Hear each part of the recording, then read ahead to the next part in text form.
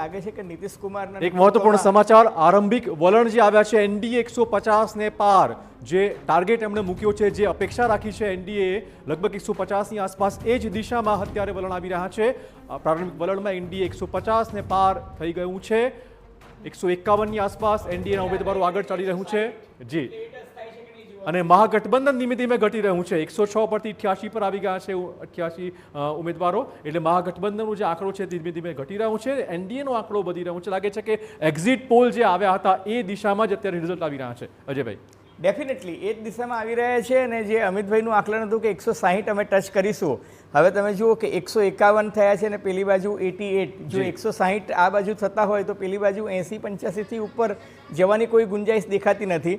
અને અત્યારે જે પ્રારંભિક ટ્રેન્ડ છે એ જોતાં લાગે છે કે નિર્ણાયક બઢત 123ની છે એ સ્પષ્ટ રીતે આ ગઠબંધનને મળી ગઈ છે. અને એ એક રીતે સારું છે કે ત્રિશંકુ વિધાનસભા આવે એની કરતાં આ પ્રકારની નિર્ણાયક બહુમતી આવે તો સરકાર જે છે એ મજબૂતાઈથી કામ પણ કરી શકશે. સ્પેશિયલ ઇન્ટેન્સિવ રિવિઝનની જો વાત કરી, એસઆઈઆર ફેક્ટર અને આ વખત પહેલી વાર ઇમ્પ્લિમેન્ટ થયું અને બિહાર એવું પહેલું રાજ્ય છે જ્યાં ઇમ્પ્લિમેન્ટ થયું અને આ વખત ચૂંટણી થઈ છે. કેટલો મહત્વપૂર્ણ રોલ આ એસઆઈઆર ફેક્ટરનો લાગે છે? વાત કરીએ નીરુ, પણ તે પહેલા પાઈ ચાર્ટ સમજી લઈએ કે કેવી રીતે કોના ફાળામાં કેટલી બેઠકો.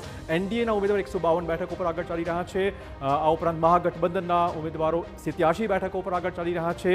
જનસુરાજ જે નવો પક્ષ છે એ 4 બેઠકો પર ઉમેદવાર આગળ ચાલી રહ્યા છે, જ્યારે અન્યના ફાળે હજુ સુધી જાણે ખાતું ખુલ્યું નથી. લગભગ 0ની આસપાસ આ ઉમેદવારો છે.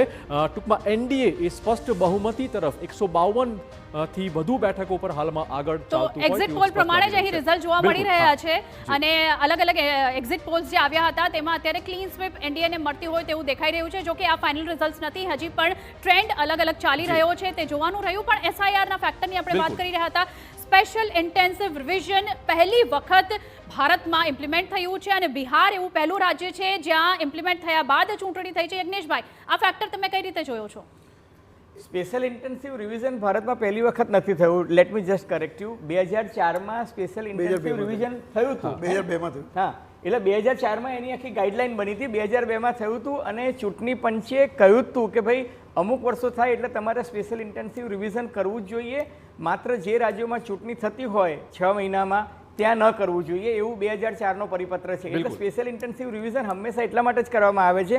અને આપણે ત્યાં ગુજરાતમાં અને બધા દેશના બીજા રાજ્યોમાં ફાયદો મળી રહ્યો છે ખરો? હા, એનો ફાયદો જગદીશભાઈને પૂછી લઈએ આપણે. એનો ફાયદો જગદીશભાઈને પૂછી લઈએ. જો એનો ફાયદોમાં એક તો સ્પષ્ટ પેલા એસઆઈઆર પૂરું થાય ને એટલે એ પછીનું જે ઇલેક્શન આવે ને એમાં તમને મતદાન ઊંચું દેખાય. એનું કારણ છે કે જે લોકો મત આપતા નહોતા, એટલે જે લોકોના નામ એવા હતા કે જ્યાં શિફ્ટ થઈ ગયા હતા પરંતુ જૂની જગ્યાએ નામ ચાલુ હતા, અથવા જે મૃત્યુ પામ્યા હતા એના નામ ચાલુ હતા, અથવા જેને પોતાના નામ રદ નતા કરાવ્યા એવા નામ ચાલુ હતા, એવા નામ એસઆઈઆરમાં રદ થાય.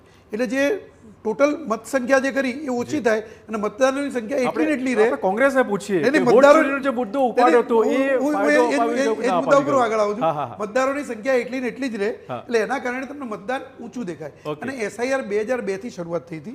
2002માં સૌ પ્રથમ એસઆઈઆર થયું, પરંતુ એ વખતે પણ ઘરે ઘરે ફરી અને આ જ રીતે ફોટાવાળી યાદી આપીને જ કરવામાં આવેલું. સમજી ગયો. અને આ ફરીથી કરવામાં. કોંગ્રેસને પૂછીએ આપણે કે વોટ ચોરીનો મુદ્દો છેક અંતિમ ઘડી સુધી રાહુલ ગાંધીએ ઉપાડ્યો હતો, એનો કોઈ ફાયદો મળતો નજર આવી રહ્યો છે તમને નિદતભાઈ?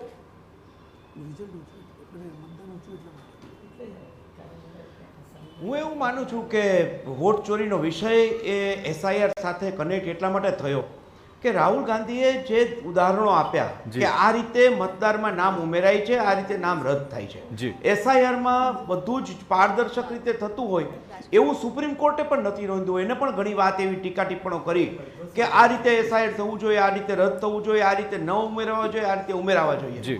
એટલે જે વોટ ચોરીનો મુદ્દો છે એ એસઆઈઆર કનેક્ટેડ નથી. પણ હું ચોક્કસ માનું છું કે વોટ ચોરીની રજૂઆત એવી હતી કે મતદાર યાદીમાં જે રીતે છેડછાડો થાય છે, જે રીતે નામ ઉમેરાય, જે રીતે નામ રદ થાય, કોઈ એક વ્યક્તિનું નામ 25-50 વખત હોય તો એક વ્યક્તિ ન હોય એનું નામ કોઈ એક રાજ્યમાં હોય બીજા રાજ્યમાં હોય, આ વિષય જુદો હતો.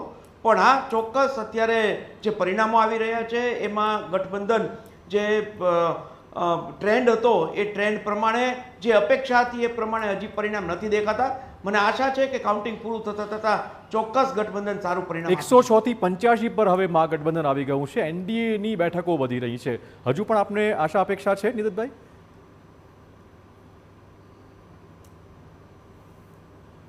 ચોક્કસ હજી તો શરૂઆતના ટ્રેન્ડ છે. હું એવું માનું છું કે હજી ઘણો સમય બાકી છે, 1 થી 1.5 કલાકનો સમય. 11, 11:30ની આસપાસ આપણને નજીક પરિણામ દેખાય છે.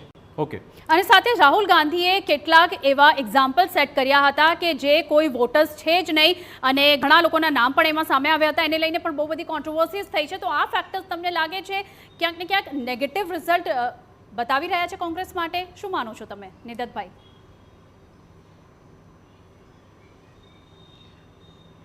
મને એવું નથી લાગતું કે કોઈ એમ કે આખું મતદાર યાદીમાં આટલી ખામીઓ છે એના લીધે કોઈ નેગેટિવ ફેક્ટર ઊભું થાય. હું એવું માનું છું કે સ્થાનિક કક્ષાના વાતો ઘણી હોઈ શકે, ઘણા વિષયો હોઈ શકે, પણ રાહુલ ગાંધીએ જે વાત કરી હતી, જેનો જવાબ ઇલેક્શન કમિશને આપવો જોઈતો હતો, એ ઇલેક્શન કમિશન નથી આપી શકતું, એ પણ એટલી જ હકીકત છે.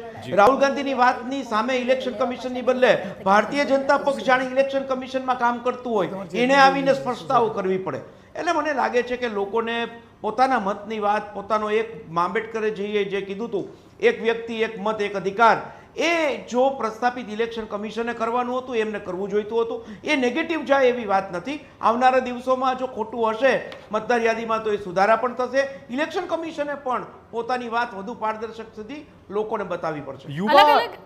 રસપ્રદ બહુ બધા એવા બનાવો જોવા આપણને મળ્યા છે ચૂંટણી પ્રચાર દરમિયાન. કિંજલ, આપણે જે રીતે જોયું છે કે કેટલા એવા કેન્ડિડેટ્સ હતા જેમનું દૂધથી અભિષેક કરવામાં આવ્યો હતો તેમના મતદાર કેન્દ્રોમાં. ખાસ કરીને આ તમામ જે રસપ્રદ અને ડ્રામેટિક અમુક સિક્વન્સીસ જે ઇલેક્શન કેમ્પેનમાં જોવા મળી છે, આને તમે કઈ રીતે જોવો છો? યોગી આદિત્યનાથની વાત કરીએ તો તેમને એક સ્ટેટમેન્ટ આપ્યું હતું અપ્પુ પપ્પુ ટપ્પુ કરીને. તમને શું લાગે છે કે વોટર્સને આ બધા ફેક્ટર્સ કેટલા ઇન્ફ્લુઅન્સ કરે છે? देखो, બિહારમાં એક એ વસ્તુ છે કે જે તમે વિચારો છો એ ખુલીને બોલો. બિહારની એક આખી રાજનીતિ એ પ્રકારની છે કે તમે બોલો છો કંઈક ને કરો છો કંઈક, એક અલગ ફ્લેવર મળે છે જોવા. બિલકુલ નથી. જે રીતે વાત કરી તો પપ્પુ ટપ્પુ અપ્પુ, તો એ કદાચ બીજેપી માટે કે એનડીએ માટે બહુ સારી વસ્તુ હતી, પરંતુ એ વસ્તુને ત્યાંના લોકોએ ક્રિટિસાઇઝ કરી, કેમ કે ઓબ્વિયસલી બિહારી એની અંદર એક ગુણ હોય છે કે અમારા બિહારનું છે, એની માટે અમે કંઈ પણ કહીએ તમારે નહીં કહેવાનું. એની સાથે એક જે ખૂબ જ મસ્ત રસપ્રદ વાત જે રહી હતી આખા ઇલેક્શન કેમ્પેનમાં, કે નીતિશ કુમાર માટે એક એવી રૂમર ફેલાવવામાં આવી કે બીમાર છે, બોલી નથી શકતા, તેમને લઈ અને કેટલાક લોકોને એમની સાથે રાખવા પડે છે. અને ત્યારે એક આખો એક પોસ્ટર વાયરલ થયું અને એની અંદર એવું લખેલું હતું ટાઈગર અભી જિંદા હે. એ આખો ફોટો હતો નીતિશ કુમારનો અને એની સાથે એમનો ફોટો, એ આખી જે ટેગલાઈન હતી, તો એ ક્યાંક ને ક્યાંક ઉચકાયું. જ્યારે વડાપ્રધાન ત્યાં કેમ્પેન કરતા હતા ત્યારે તેમણે બે વાતો પર ખૂબ જ એક ભાર મૂક્યો કે બિહારમાં કટ્ટા કુશાસનવાળી સરકાર નથી જોઈતી, બિહારની અંદર સુશાસનવાળી સરકાર જોઈએ છે. એની સાથે એમણે એવું પણ કીધું હતું કે બિહારમાં ગઈ વખતે કાનપટ્ટી પર કટ્ટો રાખી અને ખુરશી ચોરી લેવામાં આવી હતી. એટલે કે જ્યાં એક તરફ રાહુલ ગાંધી હતા એ વોટ ચોરીની વાત કરતા હતા, તો બીજી તરફ વડાપ્રધાન દ્વારા ખુરશી ચોરીની વાત કરવામાં આવતી હતી. તો એક પબ્લિકને એન્ગેજમેન્ટવાળી કાફી વાત રહી.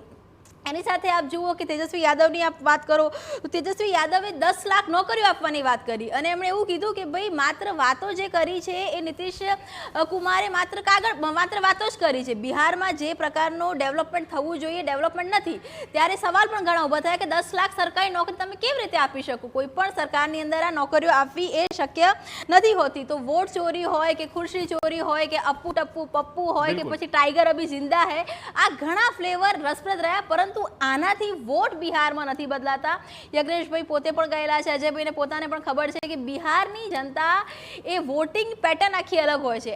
તમે જોશો કે ભીડ તમને પ્રશાંત કિશોરની એટલે કે જનસુરાજ પાર્ટીની સભાઓમાં પણ જોવા મળશે, રાહુલ ગાંધીની પણ સભાઓમાં જોવા મળશે, ચિરાગ પાસવાનમાં પણ સભામાં જોવા મળશે, કેમ કે ત્યાંના લોકો સાંભળે બધાને છે પણ કરે પોતાના મનની. ઓકે, ટૂંકમાં કરે પોતાનું છે બિહારીઓ, ઇન્ફ્લુઅન્સ કદાચ નથી કોઈનું ચલાવી લે.